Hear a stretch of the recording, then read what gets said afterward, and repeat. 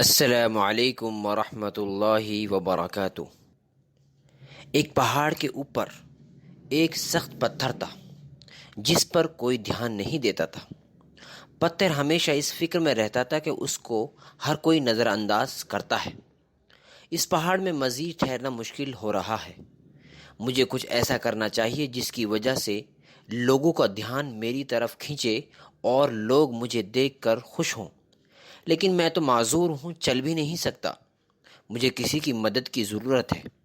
پتھر نے اپنی خواہش کا اظہار بہت سے لوگوں سے کیا، لیکن ہر کسی نے انسنی کی اور وہ مایوس ہو گیا۔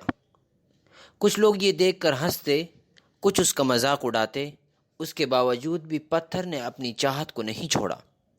اس راستے سے بہت سے لوگوں کا گزر ہوتا۔ ایک مرتبہ ایک مجسمہ بنانے والا آیا۔ پتھر نے اس سے بھی اپنی خواہش کا اظہار کیا۔ مجسمہ بنانے والے نے پتھر کو مایوس نہیں کیا۔ انہوں نے کہا، میں آپ کو ایک خوبصورت مجسمے میں تبدیل کر سکتا ہوں جس کو لوگ بہت پسند کریں گے، لیکن آپ کو تھوڑی سی تکالیف برداشت کرنی ہوگی۔ پتھر اس پر راضی ہو گیا۔ میں اپنی خواہش کو حاصل کرنے کے لیے ہر طرح کی قربانی دینے کو تیار ہوں۔ مجسمہ بنانے والے نے کام شروع کیا۔ مجسمہ بنانے والے کی چھینی اور ہتھوڑا چٹان کو تراشنے لگا۔ چٹان نے ساری تکالیف سہی تاکہ لوگوں کا دھیان اس کی طرف ہو جائے۔ آخرکار یہ خوبصورت مجسمے میں تبدیل ہو گیا۔ لوگوں کی بھیڑ مجسمے کو دیکھنے کے لیے آنا شروع ہو گئی۔ پیارے دوستو، علم، قابلیت اور کوئی ہنر نہیں ہے تو ہم بھی بیکار پتھر کی مانند ہیں۔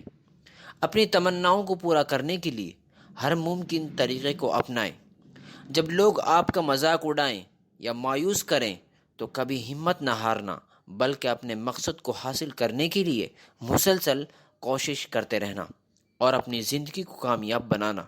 اسی طرح آپ کو بھی بہت ساری تکالیف و مشکلات برداشت کرنی پڑ سکتی ہیں، لیکن جو کچھ آپ چاہتے ہیں اسے حاصل کرنے کے لیے آپ کو تھوڑی سختی اور نقصان برداشت کرنا پڑے گا۔ اپنے آپ کو اچھا کرنے کے لیے تھوڑا بہت تراشنا پڑے گا۔